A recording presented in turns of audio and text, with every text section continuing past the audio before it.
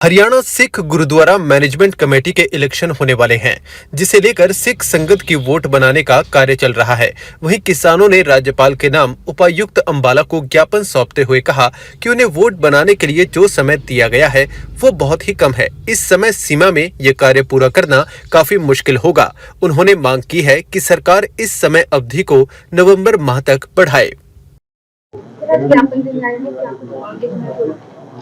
वाहिगुरु जी का खालसा, वाहिगुरु जी की फतेह। आज हम डीसी साहब के पास एक मांग पत्र लेके आए हैं, जो हरियाणा में गुरुद्वारा प्रबंधक कमेटी की चुनाव के लिए हमने मुहिम छेड़ रखी है, जिसके फलस्वरूप हरियाणा सरकार ने उसकी वोटें बनाने का काम शुरू किया है।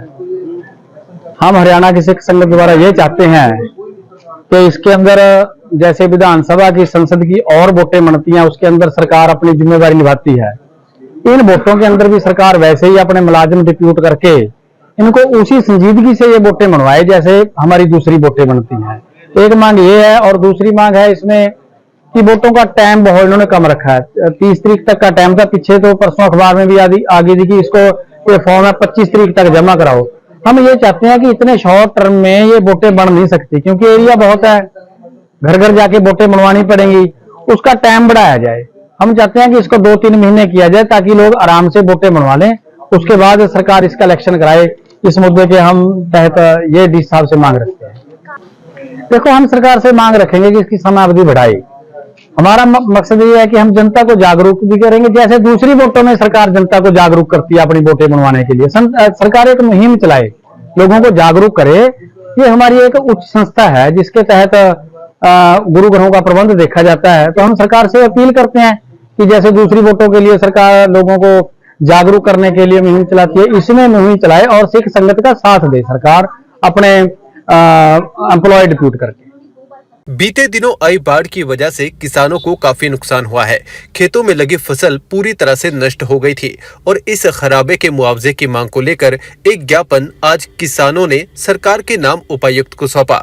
उन्होंने कहा कि सरकार सिर्फ आश्वासन दे रही है, पर हमें जमीनी हकीकत कुछ भी दिखाई नहीं दे रही।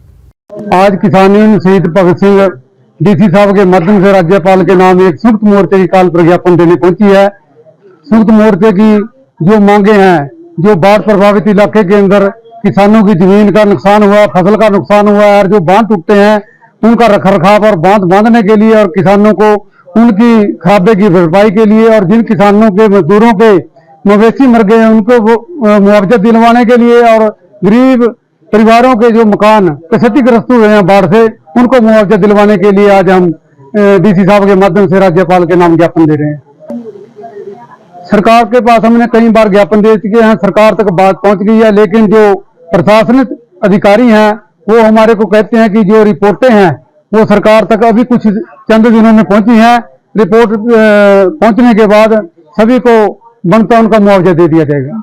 1 अक्टूबर से धान की खरीद मंडियों में शुरू होने जा रही है, जिसको लेकर आज किसानों की ओर से अंबाला शहर उपायुक्त कार्यालय अपनी मांगों का ज्ञापन सौंपा और मांगे रखी कि धान की खरीद में माप तोल किया जाता है, जिसके लिए एक कमेटी गठित की जाए, फसल का उठान सही समय पर हो और किसानों के पेमेंट सही समय पर हो।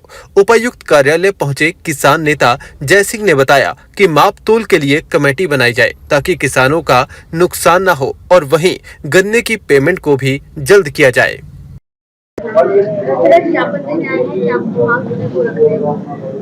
ये जो ज्ञापन है ये डीसी साहब को देना है। मंडी की जो धान की खरीद है उसके बारे में 1 तारीख से सरकार खरीद करने जा रही है, और उसके माप तोल के अंदर जो यहाँ पे गड़बड़ी होती है उसके अंदर हम डीसी साहब से कहेंगे कि एक कमेटी गठित की जाए, और ताकि हमारे किसानों को नाप तोल के अंदर कोई चूना न लगा सके, और सही टाइम पर उसकी जो उठान हो वो भी सही समय पर हो, और पेमेंट के बारे में भी जो सही समय पर हमारे किसानों की पेमेंट हो।